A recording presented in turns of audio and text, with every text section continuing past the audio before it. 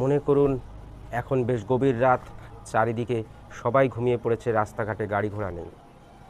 এরকম সময় আপনার ছোট্ট শিশুটি হঠাৎ করে ঘুমের মধ্যে কেঁদে উঠল, বা হঠাৎ করে জ্বর বা পড়ে গিয়ে চোট পেল, সর্দি কাশি এমনভাবে শুরু হয়ে গেল যে সেই মুহূর্তে আপনি কি করবেন ভেবে উঠতে পারছেন না। ডাক্তারবাবুকে পাওয়া যাচ্ছে না, বা ডাক্তারবাবুর কাছে সেই মুহূর্তে যাওয়ার মতো কোনো পরিস্থিতি নেই। তখন নিজেকে খুব অসহায় মনে হয়। বিশেষ করে অভিভাবকদের বা বাবা মা দুশ্চিন্তায় পড়ে যান। সবার প্রথমে যে প্রশ্নটি তাদের মাথায় আসে, এখন আমি কি করব, কি করলে আমার বাচ্চাটিকে আমি এই মুহূর্তে তার কষ্ট থেকে আরাম দিতে পারি। মনে রাখবেন, একটা বাচ্চা বা শিশু অসুস্থ হয়ে পড়া মানে কিন্তু তার পুরো পরিবার কিন্তু উদ্বিগ্ন হয়ে পড়ে। কারণ একটি ছোট জ্বর, সর্দি, কাশি, পড়ে গিয়ে চোট পাওয়া বা হঠাৎ বমি শুরু হওয়া, এগুলো কিন্তু তার পুরো পরিবারের জন্য একটি চিন্তার বিষয় হয়ে ওঠে। তাই আমি বলবো, সচেতন অভিভাবক হিসেবে আপনারা বাড়িতে কিছু কিছু এসেনশিয়াল হোমিওপ্যাথি মেডিসিন অবশ্যই রেখে দেবেন, যাতে এরকম আপৎকালীন এমার্জেন্সি পরিস্থিতিতে আপনারা সামাল দিতে পারেন। এবং এর সাথে আমি অবশ্যই জানাবো কোন কোন সিমটম থাকলে এক মুহূর্ত দেরি না করে বাচ্চাকে হসপিটালে বা একজন প্রফেশনাল ডাক্তারবাবুর কাছে নিয়ে যাবেন। নমস্কার বন্ধুরা, চ্যানেল 100 হোমিওপ্যাথিতে আবারও চলে এসেছি আজকে প্রচণ্ড রিকোয়েস্টেড একটি ভিডিও নিয়ে। বা আমার ক্লিনিকে মা বাবারা প্রায় বলেন, ডাক্তারবাবু কয়েকটি মেডিসিনের নাম বলে দিন যেগুলি আমরা বাড়িতে রাখতে পারি এবং এমার্জেন্সিতে সেইগুলি ব্যবহার করতে পারি। আমি আজকের এই ভিডিওতে বেশ কয়েকটি হোমিওপ্যাথিক গুরুত্বপূর্ণ মেডিসিন নিয়ে কথা বলবো, তার ডোজ, পাওয়ার এবং কোন কোন ক্ষেত্রে কী কী লক্ষণ দেখলে কতদিন খাওয়াবেন। আশা করি ভিডিওটি খুবই হেল্পফুল হবে। তাই দেরি না করে ভিডিওটি শুরু করি। আর তার আগে বলে রাখি, যদি চ্যানেলে নতুন হয়ে থাকেন চ্যানেলটিকে সাবস্ক্রাইব করে পাশে থাকা বেল আইকনটি প্রেস করে রাখুন এবং ভিডিওটি আপনার পরিচিত সকলের মধ্যে শেয়ার করে রাখুন যাদের বাড়িতে ছোট বাচ্চা আছে, কারণ এই একটা ভিডিও প্রচুর হেল্প করতে পারে।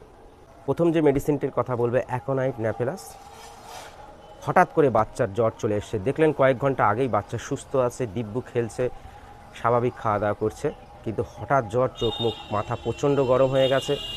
হয়তো ঠান্ডা বাতাস লেগেছে বা শীতকালের হঠাৎ গরম থেকে ঠান্ডা বা ঠান্ডা থেকে গরমের কারণে বাচ্চার জ্বর চলে এসছে এবং বাচ্চা প্রচণ্ড ইরিটেবল হয়ে গেছে। এক্ষেত্রে অ্যাকোনাইট ন্যাপেলাস 6 বা 30 পোটেন্সি 1 থেকে 2 ফোঁটা 3 ঘন্টা বাদে বাদে আপনি ইউজ করবেন, যতক্ষণ না বাচ্চার জ্বর কমে যাচ্ছে। সেকেন্ড যে মেডিসিনটির কথা বলবো সেটা হচ্ছে বেলেডোনা। এটা মেনলি জ্বরের ক্ষেত্রে ব্যবহার হয়। হঠাৎ জ্বর চলে এসছে, গা হাত পা মাথা প্রচণ্ড লাল, মাথা টাচ করা যাচ্ছে না, মনে হচ্ছে যেন জ্বরে গা পুড়ে যাচ্ছে, এই ধরনের ক্ষেত্রে বেলেডোনা 30 মেডিসিনটিকে 1 থেকে 2 ফোঁটা 2 ঘন্টা বাদে বাদে ইউজ করবেন। জ্বর যতক্ষণ না কমছে, তারপরে জ্বর বেশ কিছুটা কমে গেলে বেলেডোনা 200 দিনে 3 বার 3 ফোঁটা করে 3 দিন খাওয়াবেন। ব্রায়ানিয়া অ্যালবা, এই মেডিসিনটি মেনলি ব্যবহার করা হয় বাচ্চা ঠান্ডা, শুকনো কাশি, সর্দি, সামান্য নড়াচড়াতেই কাশি বেড়ে যায়। এক্ষেত্রে ব্রায়ানিয়া 30 মেডিসিনটি 2 থেকে 3 ফোঁটা দিনে 3 বার করে খাওয়াবেন টানা 3 দিন। নেক্সট মেডিসিনটি হচ্ছে রাস্টক্স 30। হঠাৎ গরম থেকে ঠান্ডা বা বর্ষার ওয়েদারে বা জলে ভিজে বাচ্চার ঠান্ডা লেগে গেল, নাক দিয়ে সর্দি পড়ছে, কাশি, জ্বর জ্বর ভাব বা জ্বরও চলে এসছে, এক্ষেত্রে রাস্টক্স মেডিসিনটি খুবই ভালো কাজ দেয়। রাস্টক্স 30 2 থেকে 3 ফোঁটা টানা 3 দিন দিনে 4 বার করে খাওয়াবেন। এইবার বলবো যে মেডিসিনটির কথা না বললেই নয় এবং আপনারা সবাই কম বেশি জানেন এবং বাড়িতে রেখে দেন, সেই মেডিসিনটি হচ্ছে আর্নিকা মন্টেনা। যে কোনো ধরনের চোট পাওয়া হোক, পড়ে গিয়ে বা হাঁটতে হাঁটতে চোট পেয়েছে বা কোনো কিছুর আঘাত লেগেছে বা মাথায় হালকা আঘাত লেগেছে, ক্ষেত্রে আর্নিকা 30 পোটেন্সি 2 ফোঁটা করে দিনে 3 বার করে টানা 3 থেকে 4 দিন খাওয়াবেন। যে কোনো হোমিওপ্যাথি মেডিসিনের দোকান থেকে একটি আর্নিকা জেল কিনে রাখবেন। যে জায়গাটায় চোট পেয়েছে, জায়গাটা যদি ফুলে গিয়ে থাকে, নীলচে ভাব থাকে বা কালশিটা পড়ে যায়, সেখানে 3 বার করে লাগাবেন। আর্নিকা খাওয়ার পাশাপাশি এই অয়েনমেন্টটি বা জেলটি ইউজ করলে ব্যথা, চোট পাওয়া, রক্ত জমে যাওয়া খুব তাড়াতাড়ি ঠিক হয়ে যাবে। বাচ্চাদের চোট পাওয়ার ক্ষেত্রে আরেকটি খুব ভালো মেডিসিন হচ্ছে ক্যালেন্ডুলা। যদি কোথাও কেটে গিয়ে থাকে, ছড়ে গিয়ে থাকে বা রক্ত বেরোচ্ছে, ক্যালেন্ডুলা মেডিসিনটি মাদার টিংচার আপনার সেই জায়গায় লাগাতে পারেন। এর সাথে ক্যালেন্ডুলা 30 পাওয়ার 1 থেকে 2 ফোঁটা করে দিনে 3 বার টানা 3 দিন খাওয়াবেন। পরের যে মেডিসিনটি বলবো সেটি হচ্ছে ক্যামোমিলা। বাচ্চা বিনা কারণেই ঘ্যান ঘ্যান করে, অকারণে কাঁদতে থাকে, কিছুতেই শান্ত হয় না, একমাত্র শুধু কোলে নিলেই শান্ত হয়।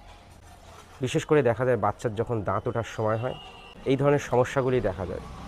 এর সাথে অনেক সময় বাচ্চার পেটে ব্যথা হয়, বা সবুজ সবুজ পায়খানা করে, এক্ষেত্রে আপনার ক্যামোমিলা 6 বা ক্যামোমিলা 30 এই পোটেন্সি থেকে 2 থেকে 3 বার টানা 3-4 দিন খাওয়াবেন, দেখবেন খুব ভালো রেজাল্ট পাওয়া যায়। আরেকটি মেডিসিনের কথা বলবো, সেটি হচ্ছে কলোসিন্থ। বাচ্চারা দেখবেন হঠাৎ করে কান্নাকাটি করে, পেটের যন্ত্রণা বা পেটের ব্যথায় চোখ মুখ লাল হয়ে যায়, পেটটা চেপে ধরে। এই রকম পরিস্থিতিতে কলোসিন্থ 6 বা 30 পোটেন্সি 2 ফোঁটা করে 2-3 ঘন্টা বাদে বাদে খাওয়াবেন, যতক্ষণ না বাচ্চার পেটে ব্যথা কমছে। এর সাথে আপনারা বাড়িতে একটি হোমিওপ্যাথিক গ্রাইপ ওয়াটার রেখে দেবেন, যেটিকে আপনারা বাচ্চার বয়স অনুযায়ী 3 ml থেকে 5 ml এই পরিমাণে দিনে 2 বার করে খাওয়াতে পারবে। খুব ভালো কাজ দেয়। আমি স্ক্রিনে কয়েকটি হোমিওপ্যাথিক গ্রাইপ ওয়াটারের ছবি দিয়ে রাখছি, তার মধ্যে আপনি যে কোনো একটি ব্যবহার করতে পারেন। এইবার আসি বাচ্চাদের পেটের সমস্যা সংক্রান্ত কিছু হোমিওপ্যাথি ওষুধের সম্পর্কে। প্রথম যে মেডিসিনটি বলবো আপনারা সবাই বেশ পরিচিত বা বড়রাও ব্যবহার করে থাকেন, নাক্স ভূমিকা। নাক্স ভূমিকা 30 এই মেডিসিনটি ব্যবহার করবেন।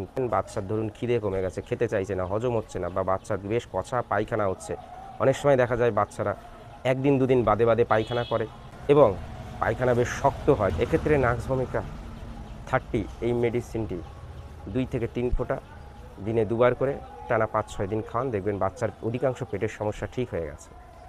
পোডোফাইলাম এই মেডিসিনটি বাচ্চাদের পাতলা পায়খানা, পেট খারাপে খুব কার্যকরী একটি ওষুধ। বারবার বাচ্চা পায়খানা করছে, পিচকারির মতো পায়খানা হচ্ছে, পায়খানার রং কখনো সবুজ হয় বা গেজা গেজা হতে পারে। এবার পায়খানা করার ফলে বাচ্চা বেশ দুর্বল হয়ে গেছে। এক্ষেত্রে পোডোফাইলাম 30 পোটেন্সির এই মেডিসিনটি 2 ঘন্টা বাদে বাদে খাওয়াবেন, যতক্ষণ বাচ্চার পায়খানা না কমে যাচ্ছে। এর সাথে অবশ্যই বাচ্চাদের জন্য যে ওআরএস পাউডার পাওয়া যায় সেটিকে বাড়িতে রেখে দেবেন এবং সেটিকে ব্যবহার করবেন। এবং মনে রাখবেন বাচ্চার শরীরে যেন জলের ঘাটতি না হয়, সেই বিষয়টিও আপনাকে মাথায় রাখতে হবে। পরের ইম্পর্টেন্ট মেডিসিনটি হচ্ছে ইপিকাক। খাওয়া দাওয়ার অনিয়মের কারণেই হোক বা বিনা কারণে বাচ্চা হয়তো বারবার বমি করছে বা বমি বমি ভাব, এমনি হয়তো ঠিক থাকছে, কিন্তু বাচ্চাকে যখন মুখে কিছু দিচ্ছেন, জল খাচ্ছে, এরকম পরিস্থিতিতেও বাচ্চা বারবার ওয়াক তুলছে বা বমিও করে ফেলছে। এই ক্ষেত্রে ইপিকাক 30 মেডিসিনটিকে 2 ফোঁটা করে 3 ঘন্টা বাদে বাদে দেবেন, যতক্ষণ না সুস্থ হচ্ছে। নেক্সট যে মেডিসিনটির কথা বলবো কার্বোভেজ। বাচ্চার পেট ফেপে গেছে, কিছু খেতে পারছে না, অনেক সময় ঢেকুর উঠছে, পেটে ব্যথাও করে। এক্ষেত্রে কার্বোভেজ 30 মেডিসিনটি 2 ফোঁটা করে দিনে 3 বার খাওয়াবেন, পরপর 3 থেকে 4 দিন। অনেক ক্ষেত্রে দেখা যায় যে বাচ্চার ঠান্ডা লেগে গেছে, নাক দিয়ে সর্দি বেরোচ্ছে, বুকের মধ্যে ঘরঘর করছে বা সাঁই সাঁই আওয়াজ হচ্ছে, এবং যে সর্দিটা নাক দিয়ে বা মুখ দিয়ে বেরোচ্ছে সেটা বেশ সবুজ সবুজ ঘন। এক্ষেত্রে হিপাসাল্প 6 পোটেন্সি মেডিসিনটি 3 ফোঁটা করে দিনে 3 বার টানা 4 দিন ব্যবহার করবেন। সমস্ত সর্দি তরল হয়ে বেরিয়ে গেছে এবং যে কোনো সর্দি কাশি বেশ দ্রুত আরাম হচ্ছে। এর সাথে আপনারা বাড়িতে 2টি বায়োকেমিক মেডিসিন রেখে দিতে পারেন। একটি হচ্ছে ফেরামফস, যে কোনো ধরনের জ্বর বা গা হাত পা গরম, মাথা গরম লাগছে, ফেরামফস 6 বায়োকেমিক ট্যাবলেটটি 2 থেকে 3টি ট্যাবলেট দিনে 3 বার করে বাচ্চাকে দিতে পারেন। বাচ্চা যদি চুষে খেতে পারে খুব ভালো, না হলে আপনি জলে বা দুধের মধ্যে মিশিয়ে এই মেডিসিনটি দিতে পারেন। আরেকটি মেডিসিন হচ্ছে ম্যাকফস 6X, যে কোনো ধরনের ব্যথা, পেট ব্যথা হোক, মাথা ব্যথা, হাতে পায়ের ব্যথা, ম্যাকফস 6X বায়োকেমিক ট্যাবলেটটি 2 থেকে 3টি ট্যাবলেট বাচ্চা যদি চুষে খেতে পারে সেইভাবে খাবে, না হলে জলে বা দুধে মিশিয়ে খাওয়াতে পারে। এইবার আমি কয়েকটি লক্ষণ বলছি, যেগুলো যদি আপনি আপনার বাচ্চার মধ্যে দেখতে পান, দেরি না করে তৎক্ষণাৎ নিকটবর্তী হাসপাতালে নিয়ে যাবেন।